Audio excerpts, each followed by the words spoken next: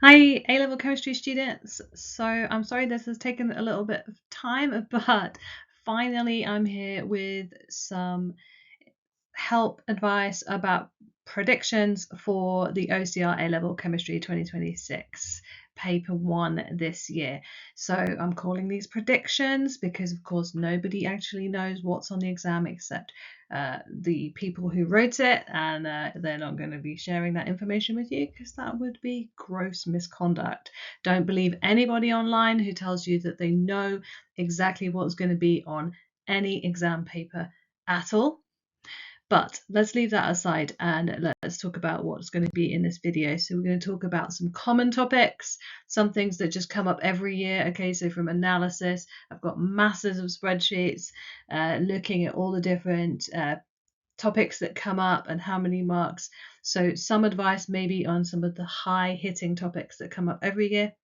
And then more of the predictive side, just maybe things that I think maybe are due to come up. So some smaller things that don't come up every year, but are due to come up in paper 1.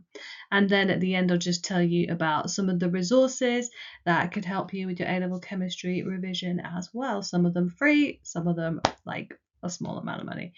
Okay, so things that always come up, things that are big marks for paper 1 and all the way through to paper 3. Bonding structure, periodicity, of course, is going to run throughout all of your chemistry papers. Just make sure that you are very clear on explaining things like shapes of molecules, boiling points, intermolecular forces, ionic, metallic, and giant covalent structures. Make sure you've got all of that nailed. The exam questions are relatively predictable. They should be easy marks. Calculations, of course, you're not going to miss anything on calculations. So we're talking titrations, mass, and ideal gas being the main ones. Acids, bases, and buffers comes up every single year as well. Got some videos on that, especially if you're stuck on buffer calculations. Make sure that you can use Ka and Kw confidently as well as strong acids. Electrochemical cells, of course, redox potentials, making sure that you understand what those redox potentials mean and how to apply them to electrochemical cells. Kinetics and equilibria together, there's always going to be a big rates table question. There's going to be stuff about equilibria, Kc and Kp calculations as well. Transition metal reactions come up, of course, every single year. You want to be confident in the addition of ammonia, addition of hydroxide, and the different color changes that you get as well. You need to treat your transition metal reactions like your organic synthesis maps. You need to actually sit and write those out a few times, make notes of the color changes, test yourself, use flashcards, all the kind of, it's pretty boring. Yeah, I know it is. But if you want the high grades in this paper or just to like maximize your marks, those are actually the easier marks to get, right? And then of course, energy changes, Hess cycles, Born-Haber cycles as well. So all of these are going to come up reliably every year. You need to make sure that you are confident in those areas. Okay, what about maybe if you're panicking, you just want some maybe a little bit more specific advice on things that may be coming up. I said section B. Of course, we can't predict what comes up in section A. It's multiple choice. It covers everything. So reactions of halogens, not done a lot on that. So things about the reactions of chlorine, displacement reactions, disproportionation. Kinetics, I feel like they had a lot on Arrhenius last year and temperature, that they might be looking at maybe continuous monitoring, so practical rates. That's ones where you have, for example, graphs of either like the concentration of reactants against time, or maybe some half-lives, or maybe just some very basic kind of practicals that you might have forgotten about, just like volume of gas or mass loss during an experiment. So make sure that you can calculate stuff off graphs. I would also say like Kp calculations is pretty reliable. It could be a Kc as well. Enthalpy of solutions, so that could be linked with Born-Haber cycle, and that's because both of those calculations involve lattice enthalpy. So the sort of compromise between breaking the lattice and the hydration enthalpy, make sure you know the difference. That could come up in a practical question as well. KW calculations, buffers. Buffers does come up every year anyway, but I'm also thinking KW and alkali calculations. Fuel cells, yeah, I'm thinking fuel cells. It might be storage cells. There's often a comparison question. Make sure that you can apply your electropotential stuff to fuel cells. And redox titrations, of course, probably manganate, but could be an iodine thiosulfate one as well. You never know. Sometimes they do a different one, okay? So don't always expect one redox titration or the other, but definitely do lots of practice of those bigger calculations where you've got to find a percentage mass or percentage of something in a sample. And transition metals, I've just got a feeling about copper and particularly the reactions of copper with ammonia and sodium hydroxide and things like that.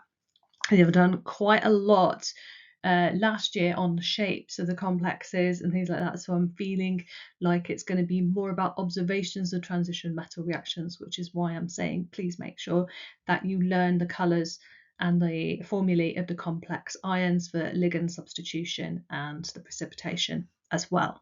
I also really just, while we're here, please don't assume that there aren't practical questions in paper 1. There's this weird idea that only paper 3 has practical. There's loads of practical questions throughout paper 1 and paper 2. So make sure that you know the kind of required practicals. So enthalpy change practicals very commonly using polystyrene cup to measure enthalpy changes. Q equals mc delta T. We could have titration experiments, of course, lots about kinetics experiments. So please don't think they're not going to come up. Okay, now this is called predictions, and you might be aware that on my website, alongside a lot of free materials, I also sell predicted papers. Now this has become like a really growing trend now. I've been doing predicted papers for, this is my 25th year. I started in 2022 writing chemistry predicted papers for A Level. I don't write predicted papers for other subjects. I don't employ anyone. It is me. I'm CK Chemistry. This here around me is my office. I won't show you around because it's very messy at this time of year. So I just wanted to also take this moment to talk about predicted papers because it feels like everywhere is advertising them, and that some places are advertising them, I think, extremely dishonestly, extremely, I don't know the word.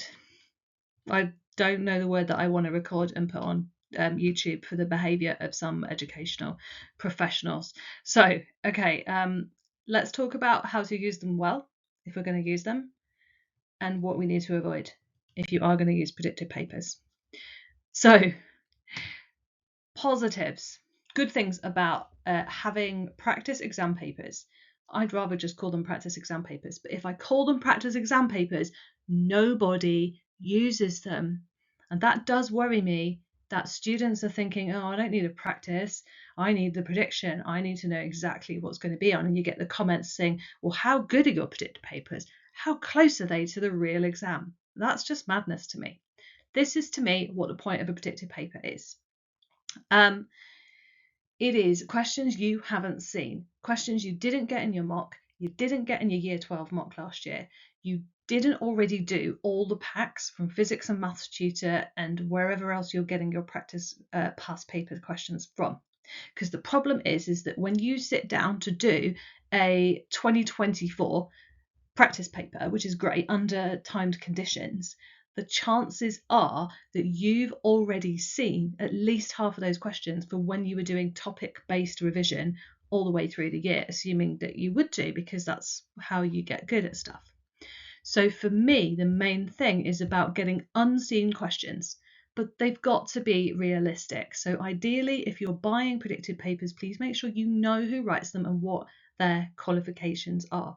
So I've been an examiner for 20 something years, I don't know, 25 years for 3 major exam boards. I've worked with exam boards, making resources, making practice questions. So I feel like I've had a pretty good practice. I would say that also I've been improving them every year based on feedback. So this year's are the best ones I've done.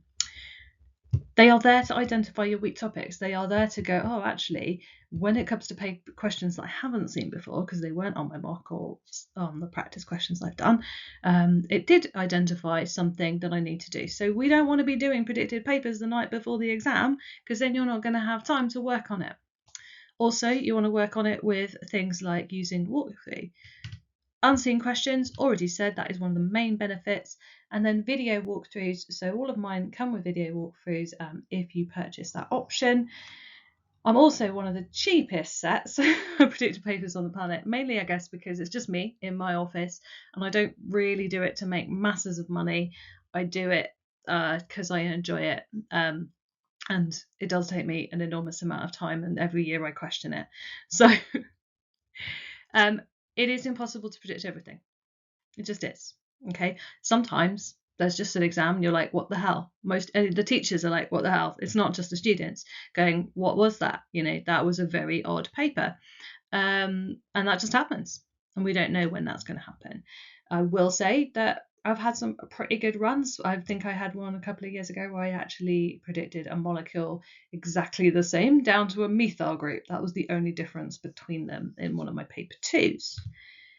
Don't memorise mark schemes. Don't just go and look at it and go, oh, well, I'll just read through the mark scheme and then that'll tell me what's going to be. No, that's not how it works.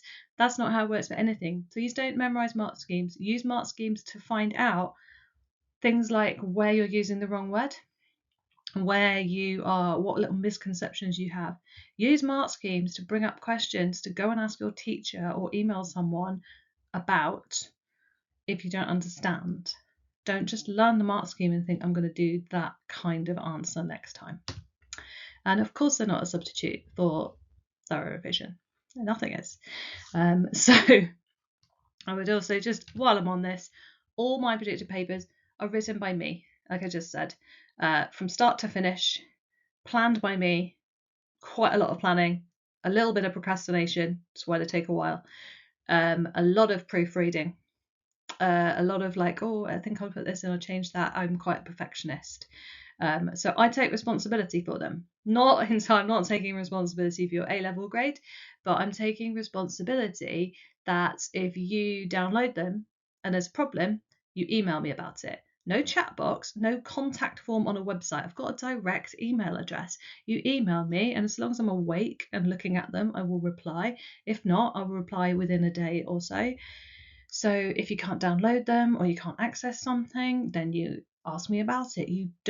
If there's a question that you're like, I don't understand why this is here, or I don't understand that part of the mark scheme, you've got a point of contact. You're not trying to go through layers of big companies who may even be given them out for free or whatever, but you can get through to the person who wrote them, which just means you're going to get an answer a lot quicker. And I think that's quite important for students when they're running up to exams. So I do try and make myself check in my emails regularly in case anyone has a sort of a bit of a panic about something. So there it is. But other stuff that's on my website, a lot of it for free. So retrieval practice quizzes, a lot of you have been using those throughout the year because those are the ways to just keep up the knowledge. Things like definitions, different equations, right and balanced equations, little calculation checks. They're like little 10-minute 10-mark quizzes just to get you making sure that you're regularly doing stuff. Multiple choice questions with video walkthroughs. I've got a downloadable set of those 50 different questions. Great for multiple choice practice before paper 1 and paper 2. And they've got video walkthroughs on YouTube. I'm doing a May half-term one-day course. At the time I'm recording this, I've only got 3 spaces left on each of the AQA and OCR courses. So get on that if you want to join. And then there is my exam prep hub. So that includes the predicted papers. And it also includes the 2024 predicted papers and walkthroughs, and it also includes the 2025 predicted papers and walkthroughs. So even though they're last year's, they are still full packs of unseen practice questions with video walkthroughs and mark schemes. Alongside that, you also get about 25 hours of topic-based exam masterclasses. So if you're aiming for the higher grades, those recorded lessons are aimed at really stretching and challenging you into common misconceptions, the more difficult examples, loads of walking through difficult KP calculations, kinetic stuff, all that kind of stuff. That's all included. And then there's just some topic practice questions if you feel like, oh, do you know what? I can't remember anything about alcohols and aldehydes, and I just need to do some basic practice questions. They're in there too. Also, part of that whole package, I'm going to run out, I'm going to forget, is 3 live classes. So I think it's £54 on my website right now. For £54, you get all the predicted papers and the walkthroughs, 3 years worth, plus a load of other assessments with video walkthroughs. So you get a huge amount of practice, and you get 3 live classes. So the Saturday before each of the papers, there will be a live pre-exam class, which is a sort of last minute, but it's not too last minute, 2 days before the exam, of just really intensive, really making sure we nail the most important topics that I've just been talking about. And then that's what I've just been, those are only available as part of the exam prep hub. And the practice papers and predicted papers, you can get those separately. You can also buy separately if you just want to focus on particular things. Extended response booklet, that is long answers. We're talking like level of response questions, so mostly 6, some 7, 8 mark questions, just to really help you practice that. There's a calculations booklet as well that you can go with that as well. Drop me a question in the comments if you've got like, oh, not sure about anything I've said, any advice that you want for paper 1, just let me know. And paper 2 video will be coming soon. If you've purchased the predicted papers and you're waiting for paper 3, it's so close to being there. Next week it will be ready, promise. So again, that's just my perfectionism. I'm just making sure that paper 3 is as good as I can get it before it goes up. See you in the next one.